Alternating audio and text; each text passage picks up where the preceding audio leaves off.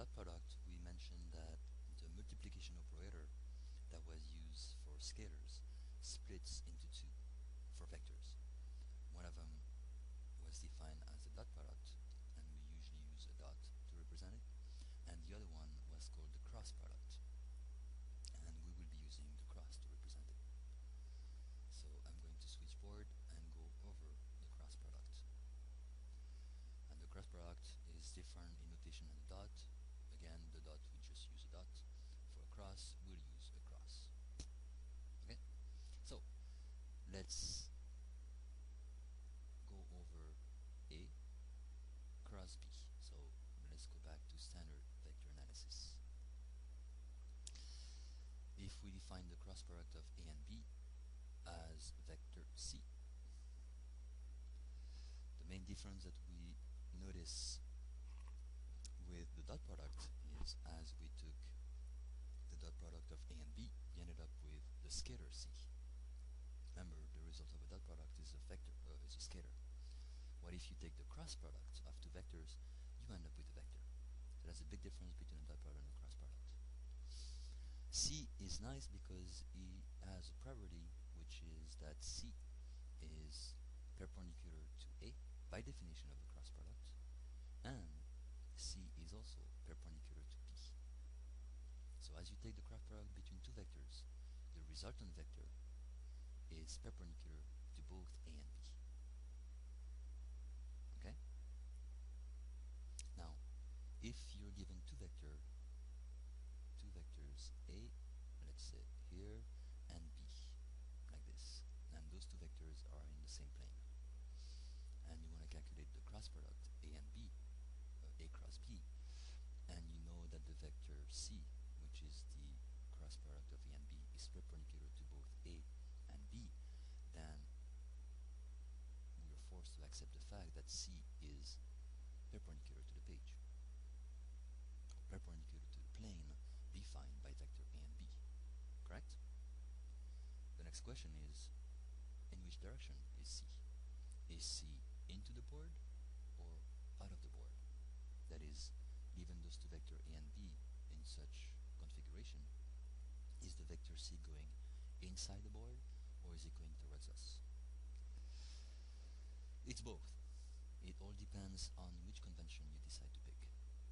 So there are two conventions out there. There is the US and some of the Europeans. Okay, let me rephrase that. There is the British convention and everybody else's convention. Let's make it simpler. Since we fit into the category of everybody else, then we are going to use that everybody else convention, which is that if you're doing A cross B, and imagine when you do the cross product, it's like going from A towards B. Okay, A cross B. If you're doing A cross B, and your little arrow that starts from A and sweeps towards B go into a clockwise direction, then the vector C is negative, because you're going clockwise. Similarly, if you do now B cross A, then you're going from B towards A, which is a counterclockwise direction, then the convention is that your vector will be positive. Okay, that's the everybody else's convention. The British convention is exactly opposite. So in this class I will always assume that you use this convention. If you decide to use another convention, just let me know. There will be cases when we apply those cross products into physics where you will want to violate this convention to make your life simpler. It's perfectly acceptable. So technically you can use any convention that you want. In some physical problem, it is convenient to go the British way in order not to deal with negative signs. But I'll remind you when we get there. If you do strictly vector analysis problem, I would suggest you stick with that convention. So a nice, easy way to remember which direction goes where is, imagine the screw rule. If you have a screw. This is the head of the screw, and that's the thread. Imagine that you put a coordinate system on the head of the screw. Put vector A here, put vector B here. If you're doing A cross B, it's like sweeping A towards B. You're going counterclockwise. As you do this on the screw, you're unscrewing the screw, right? Therefore, the screw is going to come out. So the vector C is going to be out of the board towards you. What if you were going to do B cross A? Then it's like going clockwise, which is the same thing as screwing the screw in. The screw is going to go inside the board, and that's going to be your minus C. Okay? That's one method. They have the right-hand rule, which you will see in 272. And to be honest, I always got confused with that stupid rule, so I won't attempt to describe it. The one that I like the most, which is easier for me, is the screw rule. But if you don't like the screw rule, it's hard for you to visualize it. Go into your Physics 272 book and look at something that's called the right-hand rule. And hopefully this description will fit your needs better. You decide. Okay? So it's based on this convention that I'm going to switch screen. It's based on this convention that we define in science x, y, and z coming towards us, because it's consistent with the cross product, which is that if you have vector I along the x, j along the y, and k along the z, if you do I cross k, you going counterclockwise, this will give you k. Similarly, if you go j cross k, imagine that the screw now is parallel to the x-axis, and you're unscrewing the screw, it's going to go out, which is in the direction of I. And similarly, if you go k cross I, you end up with j. Okay? Now you know that if you switch the order of the cross product, it's like switching from clockwise to counterclockwise. So you know that if I cross j is k, then obviously j cross I is minus k. And similarly, if j cross k is I, then k cross j is minus I. Okay? So feel free to practice seeing it in your head in 3D. Or there is a cheap way to remember all those cross products. I'm going to write ijk, ijk, ijk. And the convention I'm going to use is whenever I go towards the right, positive. Whenever I go towards the left, my cross product is negative. And I can only go one addition at a time. So A cross J will give me plus K. J cross K will give me plus I. K plus I will give me plus J. And so on and so forth. Similarly, if I go K cross J, I'm going towards the left now, I would end up with negative I. J cross I, negative K. I cross K, negative J. And K cross J, negative I. So that's a nice and easy pneumatic way to remember the correct signs, if you don't want to go into picturing in your head. But please practice both ways. Have that little coordinate system in your head, and then practice those, and then fall back into this check. This is, I believe, the convention for science. So in all your physics, engineering, C and ME, we will use this. I'm afraid that the math convention might be opposite in some books. They might be based on the British version. So make sure you check that when you take Calculus 3, if you haven't taken it yet. Okay? So, we know the direction. We know that the result of a cross product between two vectors A and B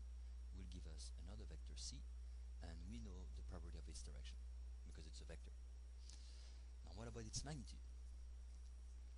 If you look at many new books, you will see this.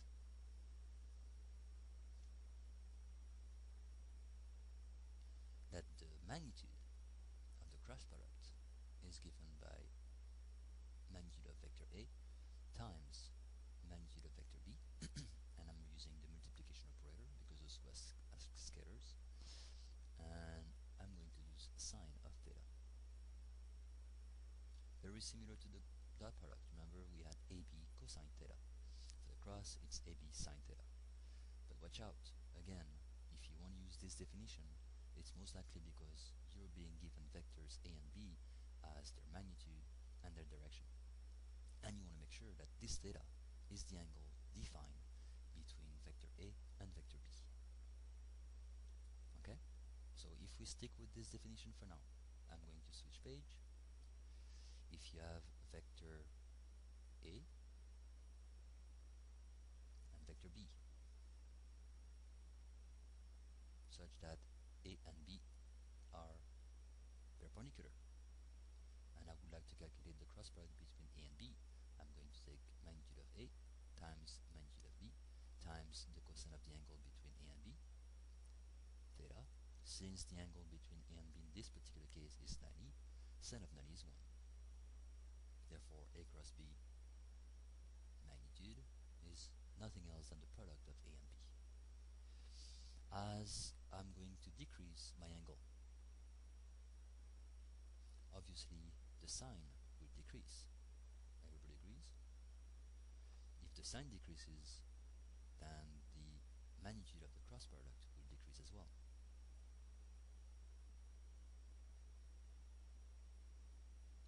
So AB sine theta would be less than AB. As I keep decreasing my angle theta to the limit where theta is equal to 0, then I will end up taking AB sine of 0, but since sine of 0 is 0, I end up with 0. Now again, this is the magnitude. So if we look at the general form, if A is perpendicular to B, then A cross B, the magnitude of A cross B is maximum. It's either A times B or minus A times B, whether you're going clockwise or counterclockwise. That is, whether A is in this particular configuration, or if B is here and A is here, that means those two are switched, then you end up with a negative sign because you're doing B cross A. If A, vector A, is parallel to vector B, then I'm going to write it both ways. A cross B magnitude is obviously 0, but the vector results, because we know it's a vector, is unit vector 0. And I would like to point out, not to make the confusion between those two, this is a scalar 0, this is a vector 0, which is called or known as 0 vector. A 0 vector is simply a vector whose length is 0, but those two are not the same. Okay? It's the same difference as adding 2 with minus 1 with minus 1. You end up with the number 0. That's a scalar. But if you add 2i with another vector minus I with another vector minus I, then you end up with a 0 vector. Same distinction. Okay? So the property of the cross product is opposite to the ones of a dot product. If two vectors are parallel and in the same direction, the dot product is maximum. If those two vectors are parallel but opposite direction, the dot product is minimum. Similarly, if those two vectors are parallel, whether in the same direction or opposite direction, the cross product is 0. And if those two vectors are perpendicular to each other, the dot product is 0, and the cross product will be maximum or minimum whether you're going clockwise or counterclockwise. Okay? So, we've just seen how to calculate the magnitude and figure out the direction of the cross product of two vectors if we're given those vectors as magnitude and direction. That is, if we know their length and if we know the angle between the two. So let's practice a little bit. I'm going to switch board. If we have vector A and we have vector B, and those two are perpendicular to each other, if I call C the vector A cross B, I'm going to end up with AB. And I know that A cross B, which is vector C, in this particular case, since I'm going counterclockwise, is towards us. Okay? If now I'm doing B cross A, the magnitude is the same, but I will end up with negative C, which is a vector into the board. If I have vector A like this, and say vector B like this, then I'm going to I have to figure out the angle between A and B. And the angle between A and B, I can move my vector A from here to here. Therefore, the angle between A and B is this one, not that one. Okay? So if you want to use AB sine theta, this is the angle you need to figure out. So, in practice, you will always have two solutions, or two different methods. I'm going to switch board. If you have a vector, and I'm going to now call it, instead of A and B, I'm going to call this one R. And another vector, which I'm going to draw at the end of R, and I'm going to call it F. Okay, just two different vectors, like A and B. I'm choosing R and F because that's what we're going to use as we apply the cross product into the concept of torque and moment, where R will be the position vector and F will be the force. And let's say I'm interested in calculating the torque, which is nothing else than R cross F. You have two solutions, two different methods. So let's do the first method first on this board. The first solution that you can do is figure out the component of F which is perpendicular to the direction of vector R. Now repeat, the first method, if you want to calculate R cross F, is to figure out the component of F which is perpendicular to the direction of R. In this particular case, it will be this one, F perpendicular. Correct? Why do I do this? Because if I want to calculate R cross F, and I know that I can decompose my vector F as F parallel to the direction of R plus F perpendicular, then this becomes R cross F parallel plus F perpendicular. Right? I just decompose my vector F into two vectors, and that shows that decomposition to be along the direction of R and perpendicular to it. Then I use the distribution rule, and I have R cross excuse me, F parallel plus R cross F perpendicular. But I know from the property of the cross product that this guy is 0, because F parallel is parallel to vector R. So really, the only component of F that will contribute to my cross product is the one that is perpendicular to R. That's the reason why I want to fish for this. Okay? So, how are you going to figure out F perpendicular? Well, it depends what's given to you. If you're given this angle, then it's no problem. You can take the sine. Right? If you're given this angle, alpha, no problem either. You can take the magnitude of F, but this time you take the cosine. Okay? So watch out, even though many books give you the definition of the magnitude of the cross product as the product of the two magnitudes times the sine, in many applications you might not be given the cosine, the angle theta. You might be given the angle alpha. So in this particular case, you will need to take the cosine instead of the sine. So always draw a little picture. Okay, so in this case, I decided to calculate air r cross f by figuring out the component of f perpendicular to r, because I know by definition, as we've seen here, that the only one that will contribute to the cross product is the perpendicular component. That's one way of doing it. I'm going to switchboard and show you the other way.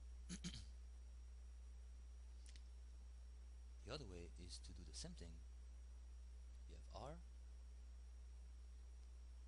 you have f, oops, and instead of taking r cross f as obtaining the perpendicular component of f with respect to r, I'm going to calculate the perpendicular component of r with respect to f.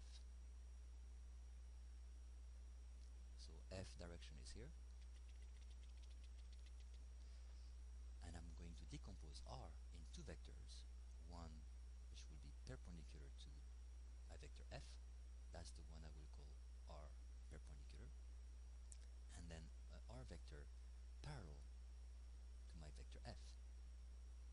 And I know again that as I rewrite r as r perpendicular plus r parallel, and then I cross it with f, the only component that will survive is r perpendicular.